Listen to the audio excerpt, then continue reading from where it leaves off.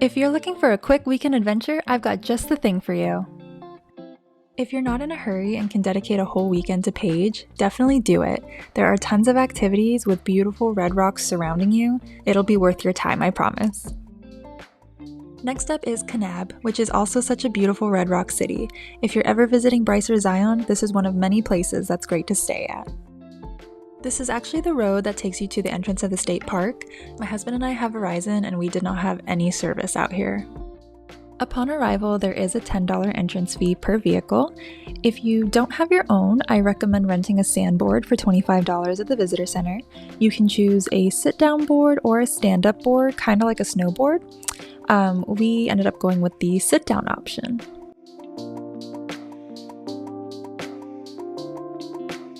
As you can see, my husband and Zena are having a blast and leaving me behind.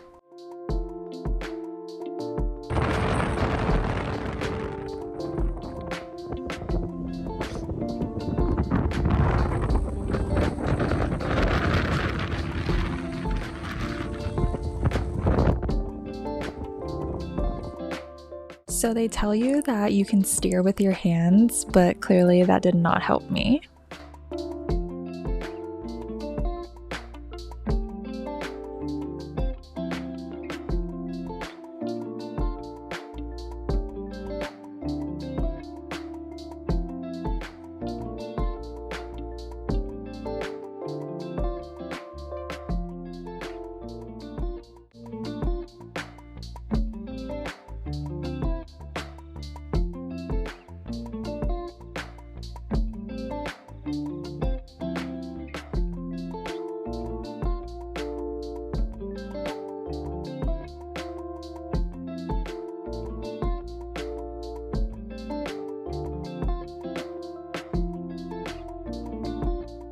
So the guy at the visitor center told me that you're supposed to wax the board in a zigzag motion from the top 2 screws all the way to the bottom.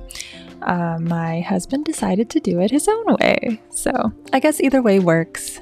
It was time to head out to the next stop. The only thing I can say besides how fun this was is that we had sand literally everywhere, and I'm sure if Zena had a butt crack, she would have gotten sand in it like we did. Also, on your way out, don't forget to return the sandboards back to the visitor center. Our next stop was the Toadstool Hoodoos, which was only about an hour drive away.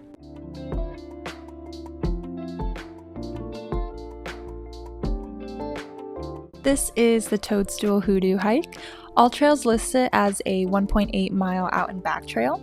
It's pretty easy, but because we got here at 4 o'clock and we still had about another hour drive back to Page, we decided to cut it short and only visit the first hoodoo.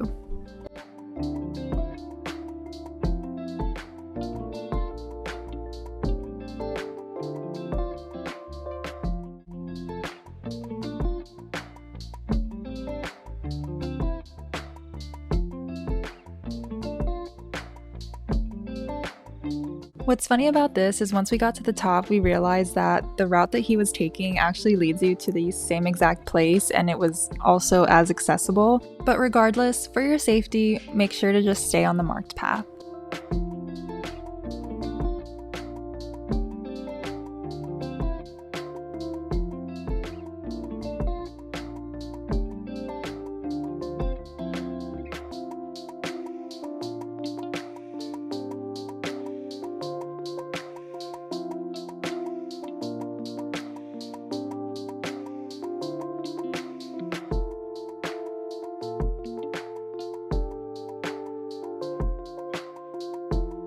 There is that first hoodoo along with our bestest girl in the world. Like I said earlier, we didn't have enough time to look at the other ones, but maybe we'll be back one day. Who knows?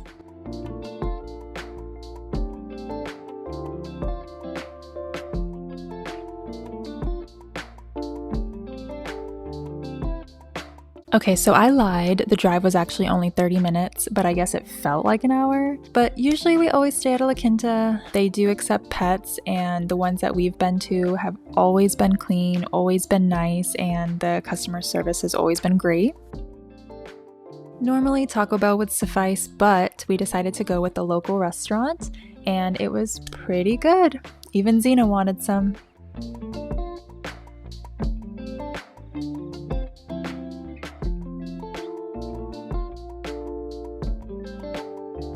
On our way home the next morning, we stopped at Horseshoe Bend.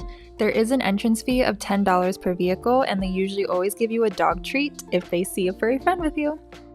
The walk from the parking lot to the overview is about 0.7 miles one way and is considered moderately difficult, but the view is worth it, so if you are capable of walking on partially paved trails, definitely take your time getting down there and take your time getting back up because this is not a sight you want to miss.